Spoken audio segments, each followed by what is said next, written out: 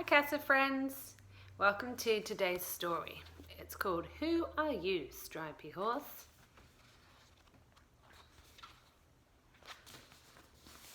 One starry night in a long forgotten shop, something magical was about to happen.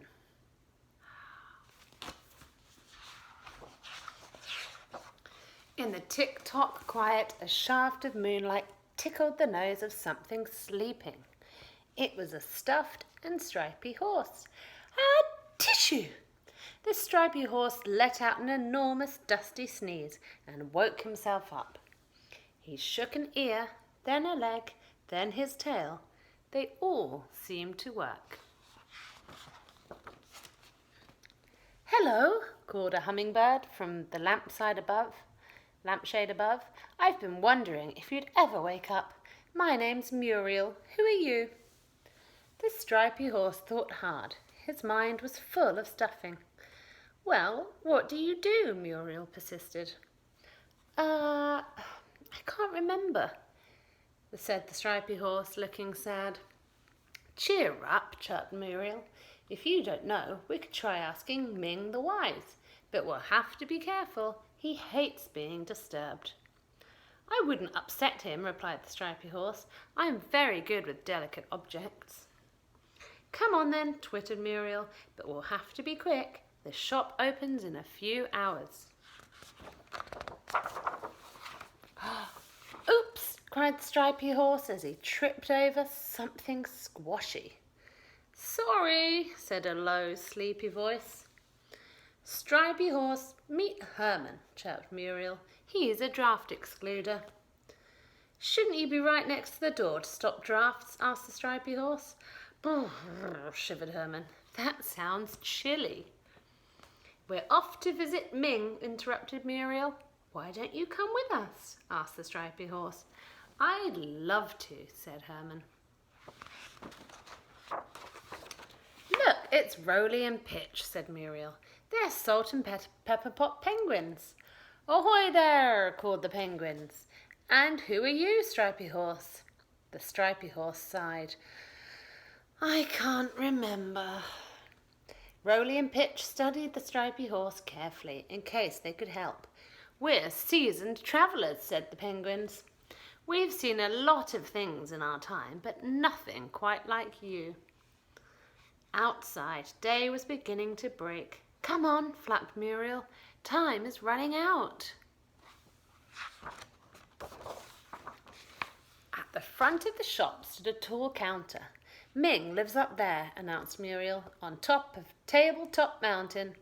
They all looked up. "How are we supposed to reach him?" asked Stripy Horse. "Leave it to me," said Herman, and he puffed and pushed his way up, up, up. The stripy horse slowly climbed up Herman's body. "I can't look," cried Roly, who suddenly felt very fragile. When they at last reached the top, the penguins let out a cheer. "There he is!" cried Pitch. Fast asleep in his vase at the top of a very grand stand sat Ming the Wise. Carved into the wood below him were two Chinese dragons. "We're almost out of time. Be careful, Stripy Horse," warned Muriel. "Ming has a terrible temper." The stripy horse tiptoed forwards. Suddenly there was a rumbling sound, and then a splintering crack. The dragons had broken free. "Keep back," they roared. "No one disturbs the wise one." "What on earth is going on?" came a hissing voice. Ming frowned down at everyone. "I'm trying to sleep." His expression soon changed to horror because Herman had puffed and panted and pulled himself up onto the counter. And now he was running towards them at slippery speed. "Don't start without me," he called. Oh no! Herman crashed into his friends, who bumped into the dragons, who knocked Ming clean off his stand. Ming's vase spun in the air. "Don't worry," cried the stripy horse. He moved a little to the left, then a little to the right. "I'm very good with delicate objects." The stripy horse caught Ming just in time. "Thank goodness," sighed Muriel. "I've never been so disturbed in all my life," screeched Ming.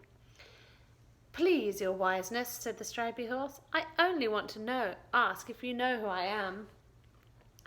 "Muriel is part of a lampshade, Herman is a draft excluder, and Roly and Pitch are salt and pepper pots. What am I? Do I have a name?"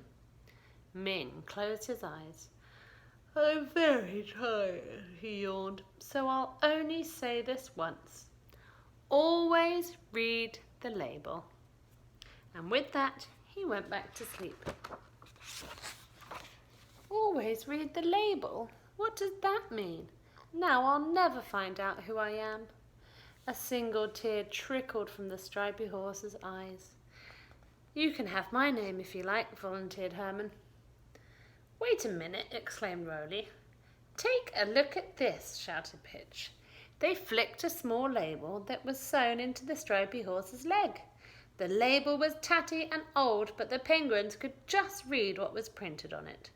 "Stripy horse toy, hand wash." Hand wash? The stripy horse smiled. "My name is Hand Wash, and I'm a toy. At last I know who I am. Hooray!" Everyone cheered. As the sun rose in the sky, the stripy horse and his friends hurried back to their places. The shop was about to open. "Thanks for all your help," he called. "It was nothing, Hand Wash," said Muriel. "That's what friends are for."